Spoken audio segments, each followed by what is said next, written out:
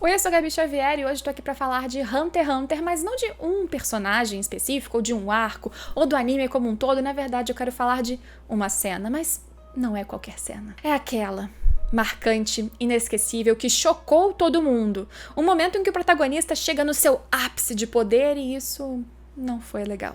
Não foi prazeroso, e toda a cena no anime de 2011 foi construída para que isso não fosse prazeroso. E eu vou mostrar para vocês. A gente vai relembrar, discutir roteiro, obviamente, mas também a construção do anime em trilha sonora, direção, cores, como que a cena de Gon versus Pitou, essa luta ou massacre, foi feita para doer mesmo e passar todas as sensações que o protagonista estava sentindo naquele momento. Você sentiu junto com ele, eu tenho certeza. Vem comigo pra gente entender tudo isso. Deixa o seu like se você gosta de Hunter x Hunter. Comenta aqui embaixo se você quer outros vídeos desse anime, desse mangá, e deixe sugestões de assuntos para que eu traga em outros vídeos. Lembrando que agora tem uma playlist Hunter x Hunter aqui no canal, relembrando todos os outros vídeos que eu já fiz sobre essa história. Então dá uma olhadinha lá depois, se inscreve para não perder nenhum dos próximos vídeos. E se você curte mesmo Hunter x Hunter, inclusive, dá uma olhadinha na loja.com.br/Gabi-Xavier, a lojinha aqui do canal com estampas como essa do Gon e Killua que eu estou usando, exclusiva da minha lojinha, além de várias outras de animes que você encontra por lá também. Se puder, se inscreve também na Sala do Tempo, meu segundo canal, em que tem vários outros vídeos extras com conteúdos de games, séries e filmes diferentes do que tem aqui, então vai lá, espero vocês. Eu já fiz um vídeo que em algum momento vai aparecer um card aqui em cima sobre o Gon. O primeiro, se eu não me engano, do quadro Desconstruindo Personagens, que se você não conhece, é um momento em que eu justamente falo de como é aquele personagem para além da camada óbvia. E muitas pessoas, quando assistem, talvez por assistir Hunter x Hunter, ou não se lembram tanto dos detalhes e nuances dos personagens, acham que o Gon é um protagonista daqueles bem tradicionais mesmo, bonzinhos, inocentes, que gostam dos amigos, com valores morais muito certos, e não é verdade. O Gon, ele é extremamente egoísta e muitas vezes passional, ele é movido pelo que ele sente. O Gon alimentava a vontade, a esperança de que o Kaito estivesse vivo não só pela importância da presença do Kaito na sua vida, principalmente naquele momento, né, mais recentemente, mas também porque ele se sentia culpado, pessoalmente culpado, pela provável ou possível morte dele. Então, ele não queria que aquilo tivesse acontecido de forma nenhuma. Só que ali em frente a Pitou, além dele estar na frente da pessoa do ser que teria causado aquilo ali a quem ele tanto valorizava, ele estava depositando nela sua última esperança. Ou você resolve, ou a gente vai acabar com tudo aqui. Mesmo que não tivesse nenhum balanço de poder a princípio entre os dois, ela seria muito mais forte. Então, quando ela levanta, estando teoricamente curando o Kaito, e ela mostra que não dá pra curar ele tá morto mesmo, e ela tava se curando pra conseguir derrotar o Gon, e não como autopreservação, mas porque ela queria retirar do jogo alguém que poderia ser um potencial inimigo do seu rei, agora ou no futuro. É aqui que a gente começa a cena realmente do que vai desencadear pra luta, o massacre do Gon versus Pitou. E antes dele começar a ficar com ódio e aquele poder subir, o Nen modificar e ele mesmo, seu corpo, ser modificado, a gente tem uma sutil mudança, uma transição de sentimentos, de reação do Gon, que é muito importante. Porque quando ele descobre que o Kaito morreu, ele pela primeira vez chora a morte do Kaito, e agora de maneira mais inocente, a voz mais infantil, ele chora um olhar caído, triste, e fala, não, mas meu Deus, você ia curar ele agora, até que ele percebe que ela, além de matar, mentiu, alimentou mais as esperanças e não tem mais chance, o Kaito está morto. Mentirosa. E toda a sua aura ao seu redor começa a ser repleta de duas cores, vermelho e preto, que eu já disse em outro vídeo aqui falando de Kaguya-sama e as cores, que essa é uma combinação que na psicologia das cores mostra raiva, ódio. E você percebe que na animação começam a surgir pequenos filetinhos de traços pretos com vermelho, e isso vai aumentando muito, principalmente o preto. A gente sempre tem a presença do vermelho também, mas as sombras na cena vão aumentando. Tanto é que o vento aumenta na sala, o terror na Pitou fica muito presente e visível no seu rosto. A trilha sonora nesse ponto é bem alta, e eu diria até que épica, mostrando que um poder muito grande está surgindo, mas com um coro de vozes e notas que não demonstram que é um herói nascendo, é mais para um vilão. E aí na sala, que a gente tinha algumas poucas iluminações, focos de de luz, que são velas, até isso se apaga, representando que qualquer chama realmente de esperança ou luz dentro do Gon não tá mais, não é visível, não existe.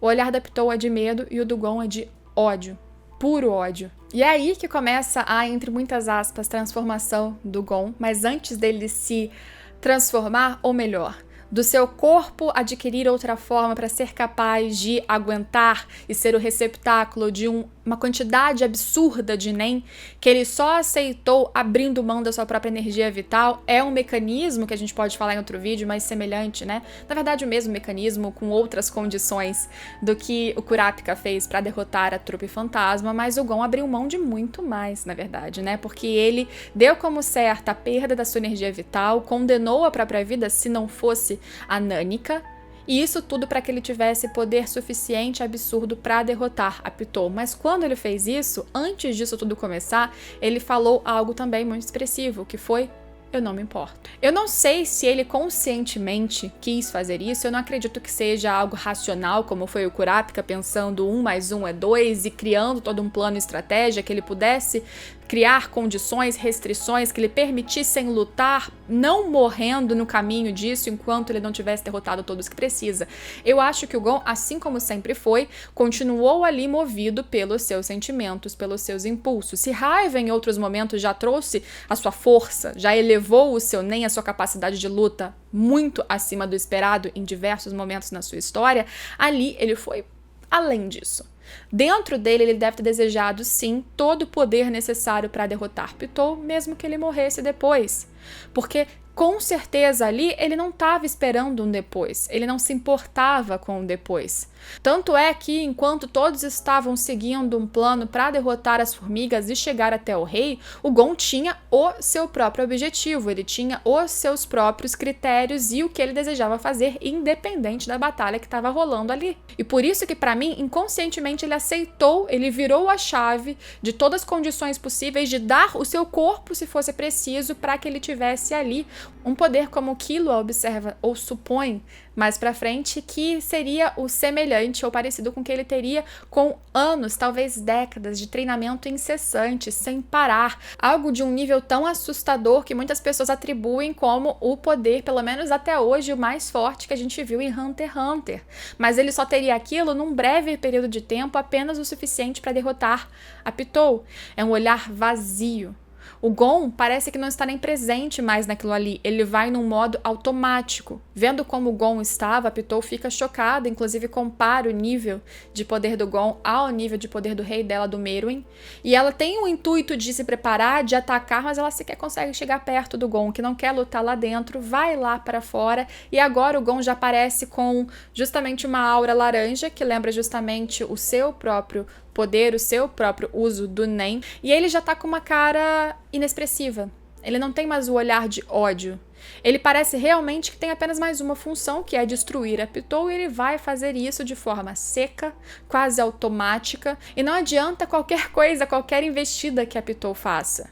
Agora, se você reparar, depois do ápice da trilha sonora que a gente teve no momento em que o Gon, de novo, entre aspas, se transformou, a gente tem uma trilha sonora mais baixa, que quando aparece, ela vem mais sutil, com notas mais agudas, e sabe onde você vê notas agudas assim? Você vê em filmes de terror, em momentos em que as coisas estão assustadoras. Não é uma transformação novamente heróica, é assustadora. Tanto é que quando o Gon, ele aceitou essas condições e então preparou o seu corpo para receber uma carga gigantesca de Nen, o corpo dele era completamente disforme, era apenas sombras, era apenas ódio, era apenas raiva, dando origem a este Gon que a gente veria depois, capaz de acabar com a Pitou sem qualquer dificuldade. Ele era apenas sombras repletas ao redor de um branco do vazio. E era só isso que tinha naquele Gon, um vazio carregado de ódio que só tinha um objetivo e nenhum propósito para depois. E eu não tô chorando, é porque eu acabei de ter uma crise de tosse, meu olho cheio de lágrima, mas eu poderia estar chorando. Porque ela investe contra o Gon, ele não tem qualquer dificuldade de prever o seu ataque, desviar, e aí sim, contra-atacar sem nenhuma piedade. Ele não tem vontade ali de fazer ela sofrer. É diferente, ele não tá torturando a Pitou em nenhum momento. Nessa investida, nesse contra-ataque, na verdade, quase mata a Pitou. E aí é a primeira vez que a gente tem um comentário do narrador desde que esse conflito começa, em que ele fala como a Pitola ficou aliviada porque ela percebeu justamente o quanto o Gon estava abrindo mão ao receber aquela carga de Nen, e o quanto aquilo tudo estava sendo direcionado para ela, não para o rei, e o quanto ele estaria incapacitado, mesmo com toda essa força, de ir contra o Meruem logo após derrotá-la. E de novo, durante o ataque do Gon, toda a trilha sonora ela fica um pouquinho mais alta e com notas muito agudas, com uma trilha que claramente você podia encaixar no Iluminado do Kubrick, um filme de terror, suspense, e seria perfeitamente plausível, seria incrível para a cena, porque é uma cena de terror. Não é que o Gon ele vira um vilão, só que ele ali tá vazio de si mesmo e deu espaço apenas para o ódio que ele estava sentindo, apenas para a vingança que ele queria executar, ou porque ele achava que essa era a forma de se punir ou de resolver o que ele realmente acreditava que tinha causado. Fica mais fácil você entender, e eu acho que meu vídeo sobre o Gon explica melhor isso tudo pra você visualizar, mas que o Gon ali, ele não tá só com ódio da Pitou, ele tá direcionando pra ela, porque óbvio, foi ela que matou o Kaito, mas ele também tem ódio de si mesmo. Ele também tem ódio de ter talvez transformado o Kaito em alguém com vulnerabilidades, que perdeu o braço e não ficou capaz de lutar com a Pitou como deveria. Ele teve ódio porque ao mesmo tempo ele também não pôde fazer nada para impedir o que aconteceu, e ele teve ódio que ele não pôde reverter a situação. Ali ele tá acabando com a culpada, mas ele sabe que também não vai ter depois. Ele não imaginava naquele ponto que o Kaito poderia voltar para aquele mundo de outra maneira, porque o Gon não tá mais presente. É uma casca perfeita para incorporar toda aquela quantidade de Nen para executar um plano que seria o único plano final do Gon se não fosse a Nânica. A partir daí, o que vai acontecer é uma sequência de golpes contra uma Pitou que não tem mais vida, e ele continua dando socos e socos e socos na Pitou, o punho já cheio de sangue dela ali na mão. O Killua, quando chega nessa cena, ele sabe que ali está o amigo, ele não tem ideia do que aconteceu, e ele também se sente frustrado, como já estava se sentindo ao longo desse arco, de ver que o amigo estava passando por aquilo, que o amigo deixou chegar a esse ponto e que ele não tinha mais o que fazer, ou que ele não sabia mais o que fazer. Mas ele ainda salva o amigo quando o corpo, controlado como um fantoche da Pitou, movido por um Nen residual, com impulsos e objetivos da Pitou ainda em vida, e talvez então só não produziu um machucado pior no Gon, que estava perdido entre o seu sofrimento nesse momento, porque o Killua consegue empurrar o amigo e então ele perde um braço. E nem isso doeu no Gon. A gente vê que nessa cena, justamente parece que o Killua ele mergulha na dor do Gon, porque a cena fica em preto e branco de novo. É o preto do ódio, da dor, do sofrimento, num branco do vazio. E o Killua tá junto dessa paleta de cores, o Killua tá junto disso, e só o que a gente vê colorido é o sangue. O Killua parece que mergulha ali dentro do que o Gon está sentindo, tanto que o Gon fala com ele nesse ponto e fala: não se preocupa, tá tudo bem, não tá doendo, esse sangue, essa dor não é nada.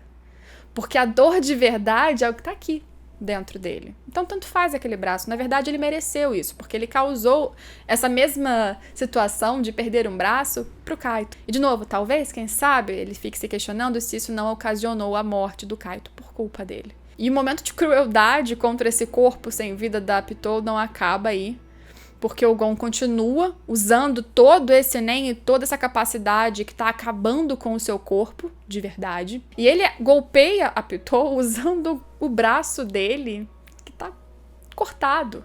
É uma forma tão brutal e grotesca, e depois ele dá mais um último golpe que acaba fazendo uma explosão gigantesca em laranja em toda aquela área. E a última coisa que a gente vê é justamente o amigo Killua chamando por ele e o Gon olhando pro Killua com um olhar triste. Você vê que teve a transição do Gon, que percebeu que a morte era real, que não tinha volta, chorando, triste, até a decepção, o ódio por aquele ser que causou tudo isso e mentiu, e que não tinha como recobrar os danos que ela causou, até que esse ódio desencadeou um acordo interno inconsciente que seja para que ele tivesse capacidade de ter um poder que talvez ele só conseguisse com treinamentos absurdos em décadas. E aí, quando ele chegou nesse ponto, ele entrou num modo automático, apenas para bater, apenas para matar, e ele só sabia fazer isso e ele não se importava com o depois.